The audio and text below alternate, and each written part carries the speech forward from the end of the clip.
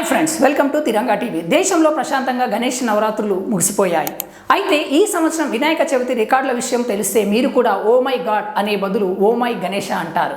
గణపతి నవరాత్రి ఉత్సవాలకు ముంబైలోని మతుంగా ఏరియాలోని ఓ గణేష్ మండపానికి ఏకంగా 474 కోట్ల 46 లక్షలతో ఇన్సూరెన్స్ చేయించారు. ఒక గణేష్ మండపానికి ఇన్ని వందల కోట్లతో ఇన్సూరెన్స్ చేయించడానికి కారణం ఇక్కడ గణేష్ విగ్రహాన్ని భారీ బంగారం, వెండి ఆభరణాలతో అలంకరించడమే. మండపానికి 400 కోట్ల 58 లక్షలతో ఇన్సూరెన్స్ చేయించగా వెండి, బంగారం, నగల మీద 67 కోట్ల ఇన్సూరెన్స్ తీసుకున్నారు.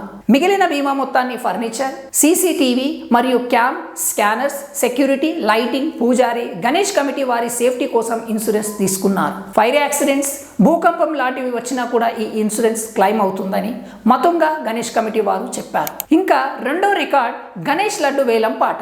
ఈ విషయంలో దేశం మొత్తం మీద హైదరాబాద్ నెంబర్ 1 గా ఉంది. ఎందుకంటే హైదరాబాద్లోని రిచ్మండ్ విల్లాస్ ఓనర్స్ ఏకంగా 2 కోట్ల 32 లక్షలకు లడ్డు వేలం పాడారు. గణేశుడు లడ్డు విషయంలో ఇదే దేశంలోని హైయెస్ట్ యాక్షన్. ఇక రెండో ప్లేస్ లో మై హోమ్ భుజాలో జరిగిన లడ్డు వేలంలో గణేష్ అనే అతను 51,07,777 రూపాయలతో లడ్డుని వేలం పాడారు.